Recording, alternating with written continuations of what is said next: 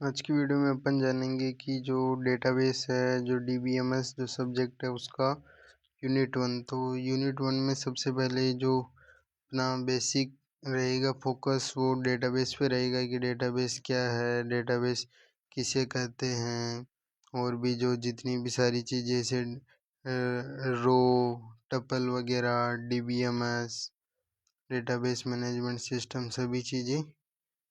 तो सबसे पहले अपन चलेंगे यहीं से।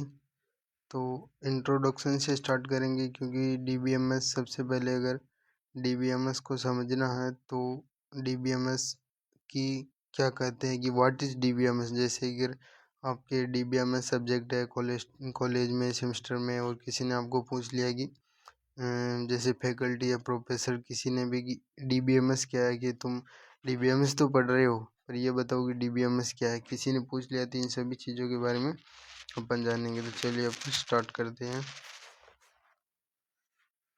तो सबसे पहले है कि introduction to database management system.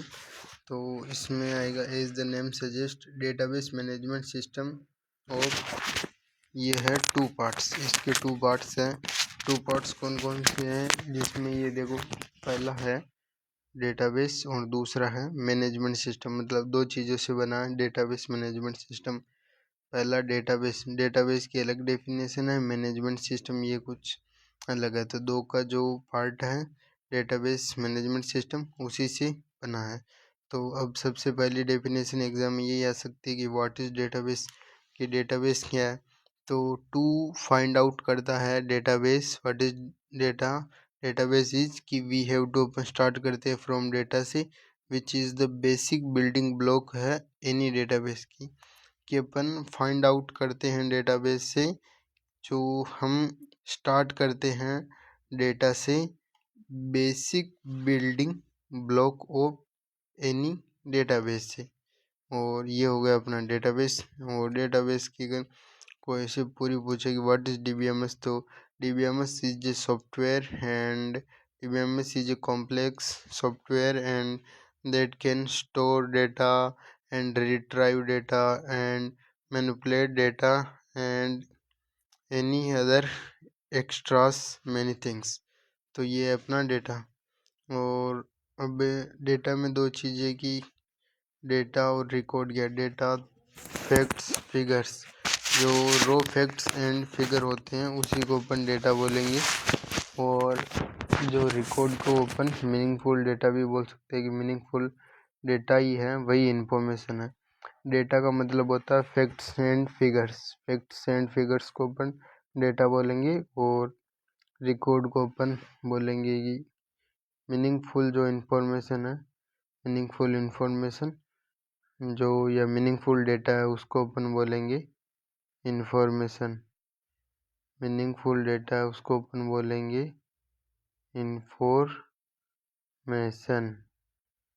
और डेटा क्या है, तो डेटा की बात आती है तो रो फैक्ट्स एंड फिगर को ही डेटा बोलेंगे। रिकॉर्ड कलेक्शन है of related data types. Example in the above example the 3 data items had no meaning. उनकी मीनिंग नहीं है, बट लेकिन इफ अगर हम ऑर्गेनाइज करना चाहे दे इन द फॉलोइंग वे में, मतलब एक ऐसे तरीके में, तो देन दे कलेक्टिवली, उनसे मतलब अपन एक अच्छे तरीके में उनको ऑर्गेनाइज करें तो उनसे अपन मीनिंगफुल इंफॉर्मेशन को रिप्रेजेंट करते हैं। जैसे कि ये एक टेबल है पूरी, जिसके अंदर रोल नंबर है, नाम का कॉलम है, नेम और एज 3 कॉलम है। तो उसमें जो ये वाली है इसको अपन बोलते हैं रो, और ये इधर वाली है ऊपर जितने भी, इनको अपन बोलते हैं कॉलम।